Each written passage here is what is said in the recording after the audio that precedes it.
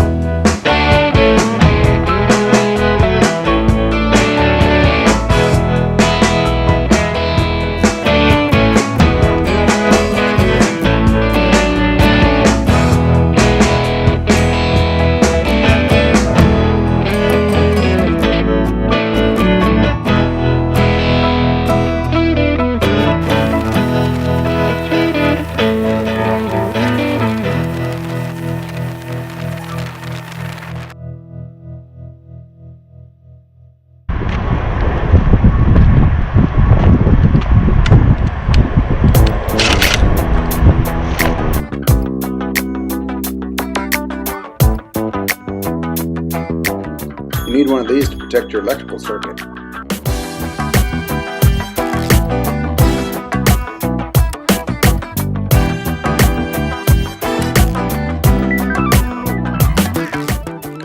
This filter is always nice to have.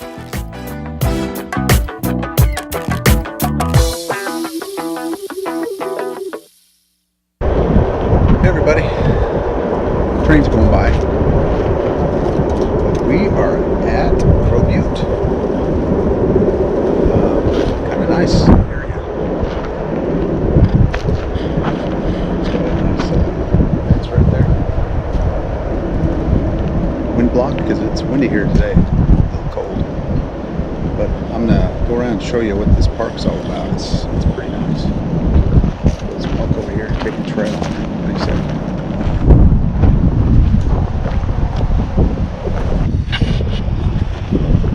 I was gonna get some drone footage, but it's just a little bit too windy.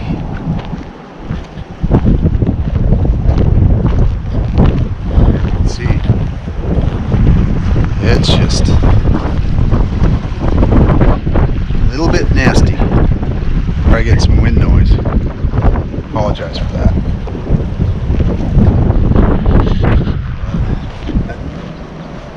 Pretty nice place.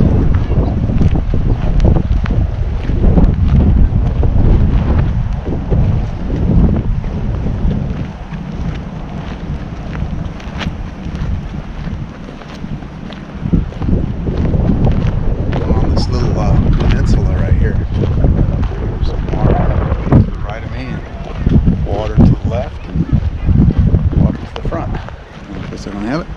It's in the back. Patty's in the camper because she broke her toe, so she's not going to do much walking. She didn't break it here. She broke it at home. Stubbed it real hard on the bed. Ah man, how many of us have done that? Whew. I feel her pain. I know what it's like. This is pretty close to us. Butte is. I think we're about maybe almost 60 miles. Oh, look, there's some ducks.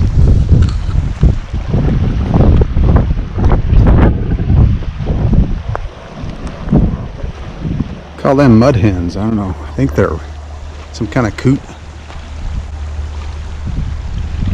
That's what we call them. There's a few birds out here, but because it's so windy, I thought I'd take you around and kind of show you this park.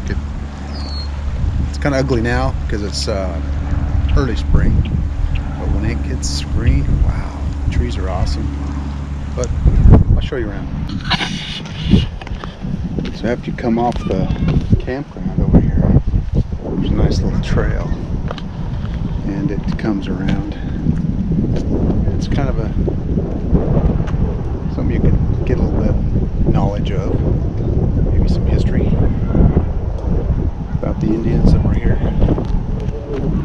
But the trail, it's all paved. Just goes on down through here. How nice. There's a playground right over here. Very nice playground. They spent some money on it. This is not a state park. It's owned by the Corps Engineers, I believe, the Army Corps Engineers. But it's a little spendy. Full hookup's $35 a night.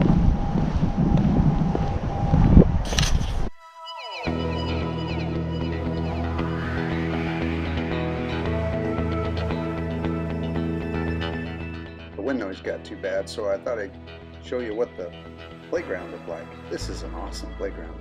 Really new, and the grass is just phenomenal. And over here is some signs about the park and some of the area.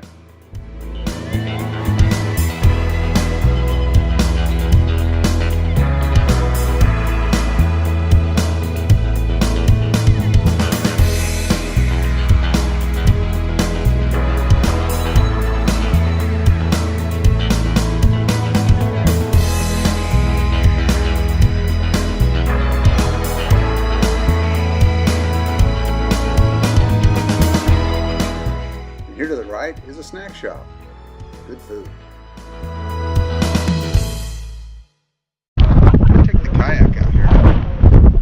It's not too windy. I used to take the sailboat I had.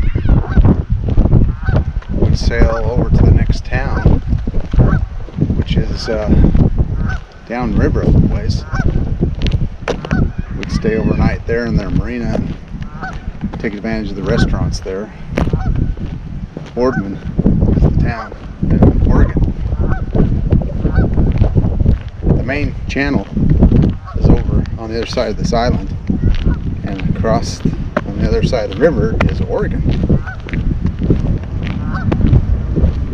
Here comes another train. There's some geese too.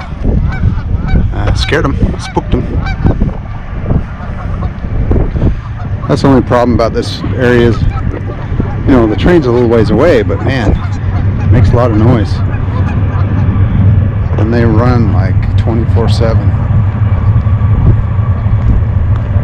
That might be the only negative about this place.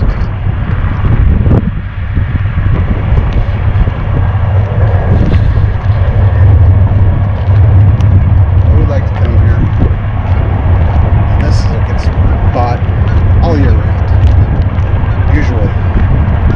Good summer spot too.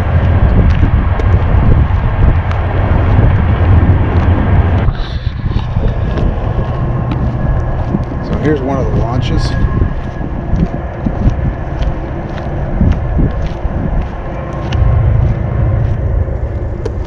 This one kind of goes out the main channel, so it's a little hard to maneuver. But if you get out and then you hit the wind, but I guess it just depends on which way the wind's blowing.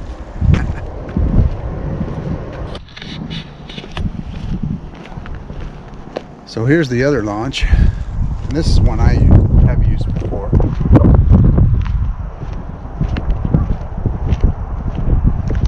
But as you can see, it's a lot more protected.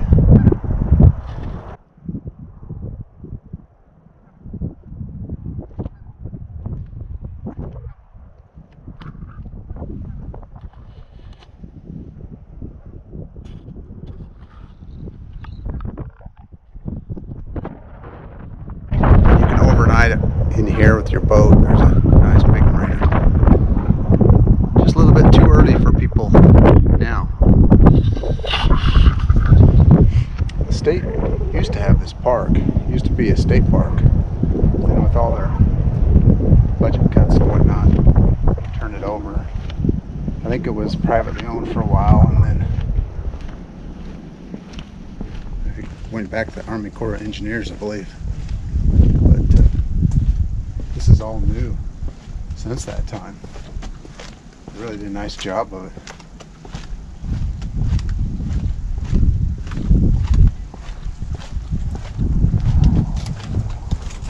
It's like brand new. I don't know if it's because it doesn't get enough use, maybe. Could be. There is one boat over here. Good fishing, good access.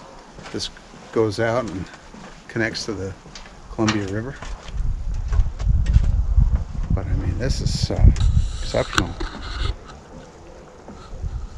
condition.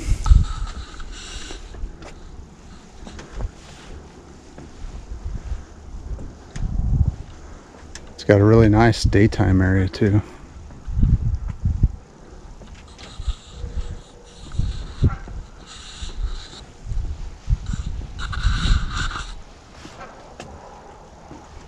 Good place to come when those hot summer days.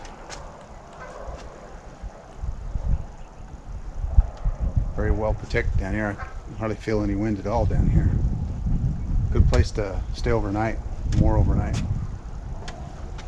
see they have, like they got electricity and water.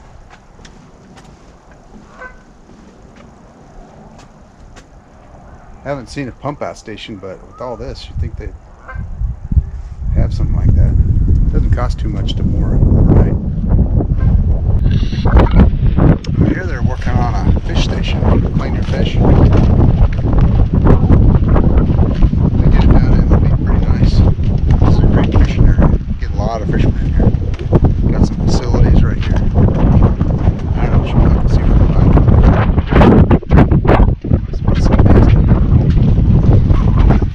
Oh man, bad. It's actually, it's all water. So, nice facilities for the bathroom. Stainless steel. Cool.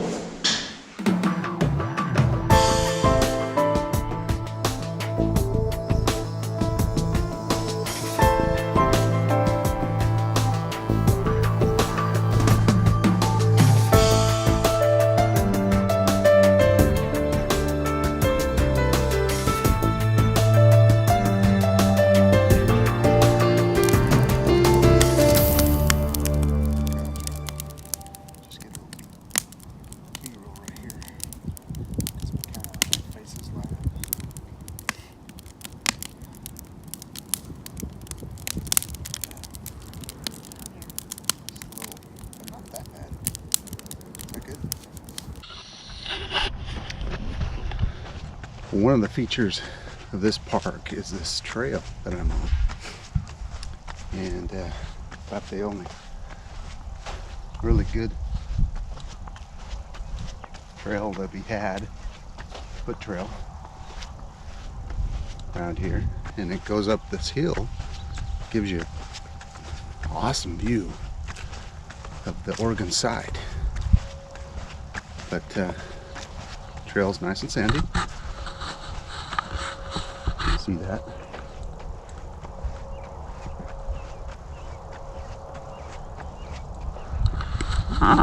Pretty easy to walk. It's not too bad until you get up to the more up to the hill itself, the base of it, and then you start going up.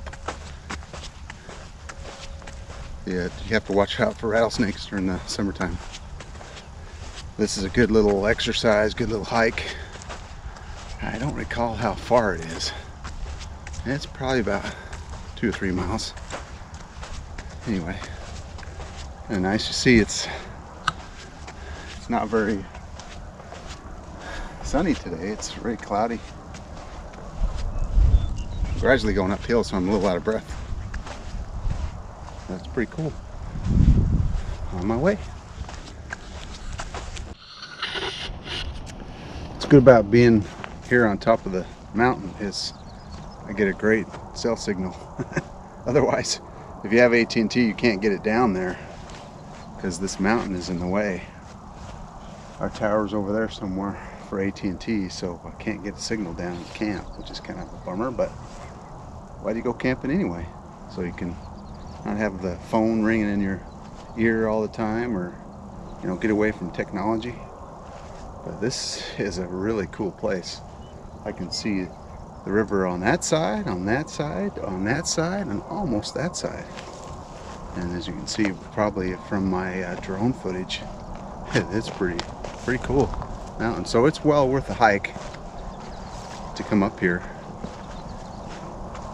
I don't think you'd be disappointed at all. I wish Patty was here, but like I say, she hurt her foot and can't hike, and she's probably pretty bummed out because she really likes this hike. But man, what a place. This time of year, everything's green. It'll probably be even greener because we had a lot of moisture, that snow of course.